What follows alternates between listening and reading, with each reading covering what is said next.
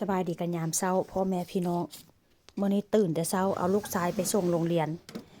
แล้วก็มาเก็บเสื้อผ้าพี่น้องเอ้ยเสื้อผ้านี่หลายเอาแท้ว่าบ่ได้ซื้อได้เสื้อผ้านี่ก็ได้ก็ซื้อแค่กางเกงในบ็อกเซอร์เสื้อผ้าลูกชายพี่น้องอันนี้เริ่มเปลี่ยนแล้วเด้ธรรมดานี่บ่แม่นเสื้อแขนสั้นเด้ธรรมดานี่ค่อยสิเปลี่ยนเอาเสื้อแขนยาวมาใส่เพราะว่าหยังช่วงนี้ก็เป็นช่วงที่แบบว่าเริ่มเข้าหน้าร้อนแล้วค่อยกะจะเอาเสื้อแขนยาวไว้ถึงธรรมดานี่เสื้อแขนยาวนี่จะอยู่ลมแต่ว่าค่อยสลับเปลี่ยนกันเอาเสื้อแขนยาวนี่ไปไว้ถึงแล้วเอาเสื้อแขนสั้นนี้มาไว้ลุ่มพี่น้องช่วงนี้ก็เริ่มเข้าหน้าร้อนแล้ว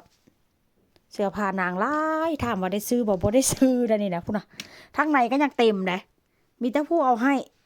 หมู่ผู้เอาให้อันนี้ก็เป็นกางเกงขาสั้นแล้วค่อยกะจิพาไปเบิ่งพี่น้องพาไปเบิ่งเสื้อผ้าที่ว่าค่อยเก็บออก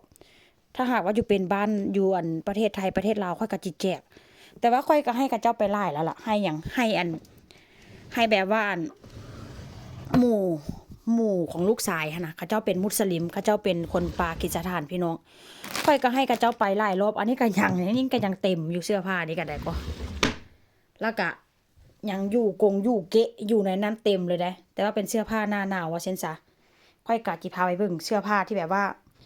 อันค่อยจะเอาให้กับเจ้าพี่น้องแล้วกลับมาเบิ่งอันนี้บัดนี้นะ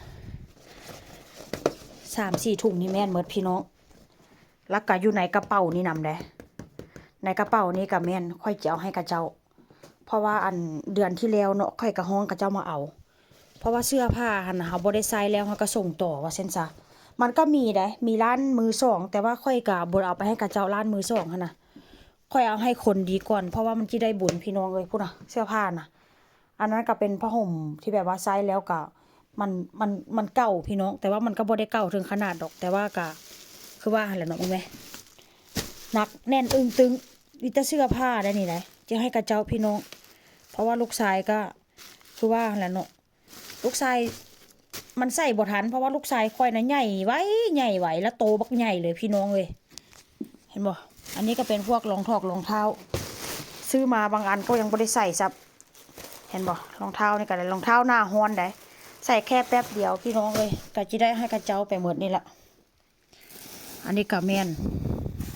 อันนี้ก็แม่นแล้วอยู่หั่นก็แม่นอยู่หั่นก็แม่นอยู่เทิงหั่นก็แม่นพี่น้องเอ้ย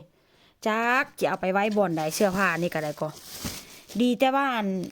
มีผู้เอาช่วงต่อลูกเขาเจ้าก็แบบว่าเขาเจ้ามีลูกอ่อนหั่นน่ะแล้วก็ญาติพี่น้องเขาเจ้าก็มีอย่างซี่น่ะเขาเจ้าก็ส่งต่อเพราะฉะนั้นแล้วเฮาก็บ่จำเป็นต้องไปขายแบบว่าเอาไปให้ร้านมือสองว่าเช่นซะร้านมือสองนี่โอ้ยเขาเจ้าซักเขาเจ้าขายพี่น้องตัวนึง3-4 ยูโรเขาเจ้าได้ฟรีๆเนาะเขาเจ้าก็ดูทางซักแล้วก็ขายเห็นบ่อยู่ในนี้ก็มีพี่น้องเอ้ยอยู่กองอยู่นี่ก็มีนะกองอยู่นี่ก็แม่นกางเกงในลูกชายค่อยนี้ซื้อมาใส่บ่ฮอด3 เทื่อโตน้อย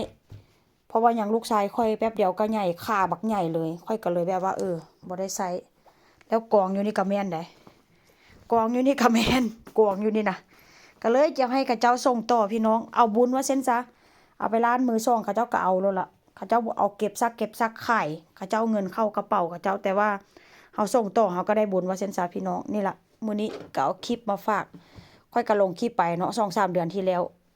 แต่ว่าเขาเจ้ามาเอาอีกแล้วอันนี้ก็เป็นรอบ4พี่น้องโอ้ยรอบ4ที่ว่าจะให้กับเจ้าว่าเส้นซะ